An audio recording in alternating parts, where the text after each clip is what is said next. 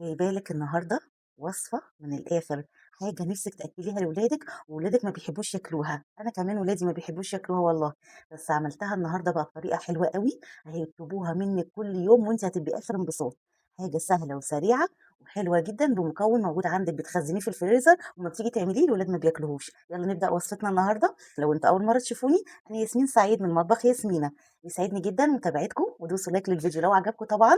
واعملوا كومنت حلو قوي عشان بيسعدني كومنتاتكم جدا. اول حاجه عندي الكينج بتاعي النهارده الكبه الجديده ديت اللي جابتها لي امي ست الحبايب، ربنا يخليها لي يا رب. جابت لي الكبه ديت هديه عيد ميلادي.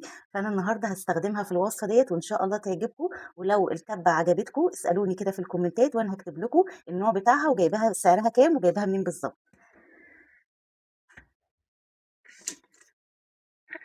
اولا الكبه حلوه جدا، واسعه قوي من جوه، فيها حوالي بصوا كام سلاح. بصوا الموضوع عامل ازاي. الترس بتاعها اصلا بصوا معدن، هي كلها معدن في معدن، حاجه كده حديد يعني تستخدموها كده تحسوا ان هي يعني حاجه بتاعت العمر. الموتور بتاعها بقى مش قادره اقول لكم على التقل اللي عامل ازاي. الماركه بتاعتنا اهي، مش عارفه انتوا شايفينها ولا لا. دي الماركه بتاعتنا، ولو مش باينه قوي انا هكتبها لكم برده في الكومنتات. ومن هنا بصوا، معدن كله حديد، مفيش حاجه اسمها بلاستيك. حلوه قوي. والحجم بتاعها طبعا زي ما انتم شايفين، شوفوا عامله ازاي كبيره جدا. تاخد معاكي بقى بتفرم لحمه، بتفرم معاكي الحاجات الجباره اللي انت ما بتعرفيش تفرميها في المفرمه. هي بقى بصي هتفرتكها من الاخر. يلا نبدا بقى. ده يا جماعه المكون اللي انا بتكلم عنه النهارده. ايه هو المكون ده؟ بصوا، عرفتوا المكون ده؟ اللي هو القلقاس. هنجيب القلقاس اللي احنا رامينه في الفريزر وما بنعملش بيه حاجه ومكسلين ناكله في الحر. هنجيبه نديله سلقه كده زي البطاطس بالظبط. واول ما يتسلق معاكي كويس بالمنظر ده كده، يبقى خلاص احنا كده تمام. هنبدا ننزل بالقلقاس في الكبه وهننزل ببقيه المكونات. وبعدين هنزل على القلقاس بقى بايه؟ معلقتين كبار من الدقيق، معلقه كبيره او معلقتين بالكتير من النشا، معلقتين كبار برضو. وعندي بقى شويه توابل حلوين كده. ايه هي التوابل دي؟ عندي ملح، عندي مرقة بودر، أو ممكن لو مرقة عادية وتفركيها بإيدك كده هتستخدميها عادي. بصل بودر، توم بودر، كركم، فلفل أسود. هنزل بيهم هنا كده. أنا حبيت إن أنا أستخدم معاكم المنتج بتاع برافا، نستخدمه كده مع بعض. هو ريحته مطمنة جدا، ريحته حلوة قوي يعني زي الأطعمة بتاعت بره بتاعت البابريكا اللي احنا بنجيبها في الأكياس بتاعت الشيبسي والحاجات دي. هو ريحته حلوة قوي ونضيف جدا بصراحة. أنا هجربه المرة دي معاكم وهقول لكم برضو رأيي فيه. هنزل بحوالي معلقة كبيرة.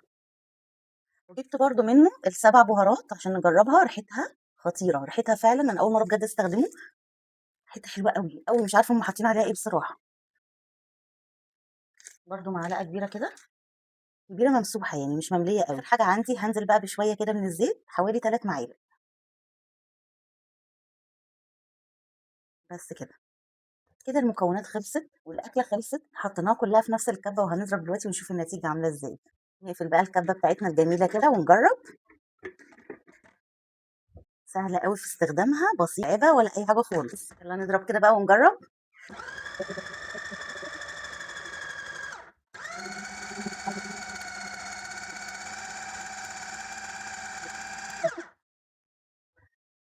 تخيلوا ان انا كده خلصت. خلصنا كده خلاص. فرمت لي بقى اللي انا عايزاه كله في ثواني. بصوا عامله ازاي، تحفه، حلوه قوي. عامله عندنا زي العجينه كده. وده اللي انا عايزاه. بعد كده ما نزلنا بقى الخليط الجميل دوت اصبحت معانا عامله زي العجينه كده بالظبط. دلوقتي هنبدا نشكلها وهقول لكم هنعمل منها ايه. حاجه كده خطيره هتعجبكم جدا. اول حاجه هتجيبي المكبس بتاع البرجر وهتبداي انك انت تحطي عليه كيس تلاجة. هتنزلي عليه بنقطه زيت عشان بس الخليط ده ما يلزقش عليها كده. وابدأي ادهني الكيس بالمنظر ده هنا وفي الناحية اللي احنا هنغطي بيها كده. هاخد بقى كده دلوقتي قطعة من الخليط ده كده اهي، هننزل بيه هنا كده. حاولي انت بقى تظبطي المقاس زي ما انت عايزة. تقفلي عليه كده وانزلي عليه بالمكبس كده بس. اصبح عندنا دلوقتي احلى برجر فراخ ممكن تدوقيه. التوابل اللي احنا حطيناها كلها خلت طعم العجينه كلها زي البرجر بتاع الفراخ بالظبط، واحلى كمان. وتنزلي بيها بقى، هقول لك ننزل بيها دلوقتي في ايه علشان هتبقى معانا حلوه جدا، وهوريها لك بعد ما نخلصها. وبعد كده ما شكلنا العجينه زي ما انا وريتها لكم، دلوقتي عندي شويه من الدقيق عليهم شويه من نفس التوابل اللي احنا حطيناها في العجينه اللي احنا ضربناها في الكبه. هعمل ايه فيهم دلوقتي؟ هبدا ان انا اديهم تقليبه بسيطه كده، وبعد كده هنزل عليهم بشويه ميه عشان اعملها زي العجينه السايله زي بتاعه الكيك كده بالظبط كده، بشويه من الميه. وبعد ما جهزنا العجينه كده وبقت سايله بالشكل ده، بصوا عامله ازاي، شوفوا العجينه عامله ازاي. ده كده اللي انا عايزه اوصل له عشان يديني القوام اللي انا عايزاه بعد ما اجي اقلي البرجر بتاعي. انا دلوقتي هعمل ايه؟ هاخد العجينه كده وانزل بيها في الخليط اللي انا عملته. قبل ما اشيلها انا عندي شويه من الكريسبي على شويه من الفيجيتار، هبدا ان انا اقلبهم على بعض كده اهو، عشان هخرجها من العجينه ديت، وبعد كده هدخلها هنا في الكريسبي. بعد كده ما نزلت بقى البرجرايه بتاعتي بتاعت الفراخ الكدابه اللي احنا عملناها دي في العجينه الخطيره دي، هبدا ان انا اشيلها كده واحده واحده وانزل بيها هنا في الخليط ده على طول. تبداي بقى حطي عليها من على الوش كده من فوق عشان تمسك نفسها، من على الوش كريسبي كده عشان تمسك نفسها معاكي. ويا سلام لو انت خلصتي الكلام ده ودخلتيها الفريزر او التلاجة، تمسك نفسها شويه وبعد كده هتبقى معاكي حلوه قوي. بصوا برجرايه بقى ولا مش برجرايه، بصوا عامله ازاي. هتعمل بقيه الكميه ونقليها مع بعض. ودلوقتي بعد ما خلصنا الحاجات القمر البرجر القمر بتاعنا اللي قدامكم بالجمال والحلاوه دي، هنبدأ دلوقتي نقليه كده مع بعض ونشوف النتيجة شكلها عامل ازاي. ننزل كده بقى بالبرجراية. الزيت طبعا لازم يكون سخن جدا علشان ما تفكش منك. اول ما نحط البرجر الزيت يبقى سخن جدا، وبعد كده اول ما يبدأ البرجر يشد كده نبدأ ان احنا وينشف من بره، نبدأ ان احنا نهدي النار شوية عشان يستوي كويس من جوه. هنيجي بقى البرجر وارجع لكم تاني اوريكم شكله النهائي هيبقى عامل ازاي. هوريكم دلوقتي بقى قلبناه على الناحيه التانيه كده، بصوا الجمال وبصوا اللون عامل ازاي، حلوه قوي ريحته فعلا ما تفرقوهاش عن البرجر بتاع الفراخ. حاجه كده خطيره، مقرمشه من بره وطريه من جوه وطعمها زي الفراخ بالظبط، والله ما فيش طعم قلقاس خالص.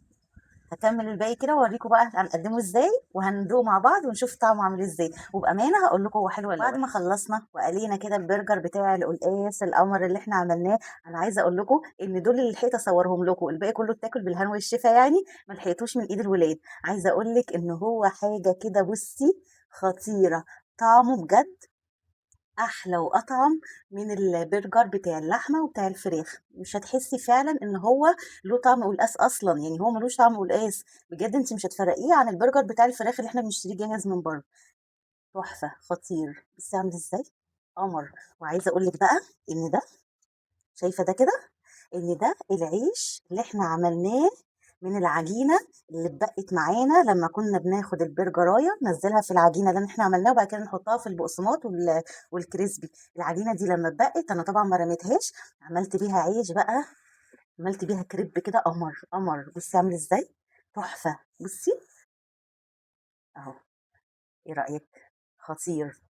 وطعمه بقى في حته تانية، في توابل بقى وطعمه حلو قوي. ممكن تاكليه بالبرجر بقى، ممكن تاكليه باي طريقه، حاجه كده ولا اروع. بصي البرجريه عامله ازاي، بصي مقرمشه جدا على فكره، اسمعي كده صوت القرمشه. والناحيه التانية زيها قمر. من جوه بقى من جوه بقى بصي عامله ازاي، على فكره هي لسه سخنه. بصوا اهو. فراخ بقى ولا مش فراخ؟ قلقاس مش فراخ. قمر قمر بجد يا جماعه، طعمها حلو قوي قوي، هتعجبكم جدا.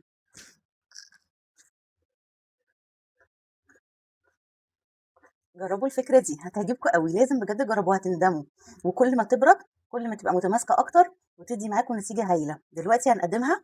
طبعا ده برجر يبقى هنعوز عيش ايه كده من الفرن، مش عارفه هما صغروه كده ليه بس يلا مش مشكله.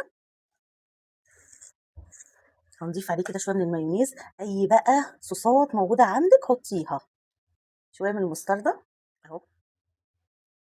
هنحط عليهم بقى كده برجرايه، يا سلام. في البرجرايه ربنا مبارك فيها كده، كلها فايده اهو. ايه رايكم؟ ايه رايكم في القمر ده؟ برجر بقى ولا مش برجر؟ برجر قلقاس، عملنا من القلقاس برجر، تخيلوا بقى. عملنا من القلقاس برجر يا جماعة، لازم تجربوه. شوفوا القمر ده، تخيلوا ان ده قلقاس، ما مش هتتخيلوا طبعا. لو عجبكم الفيديو دوسوا لايك وفعلوا زر الجرس عشان يوصلكم كل فيديوهاتنا. ما تنسوش تسيبوا كومنت حلو زيكم كده بالظبط. باي باي.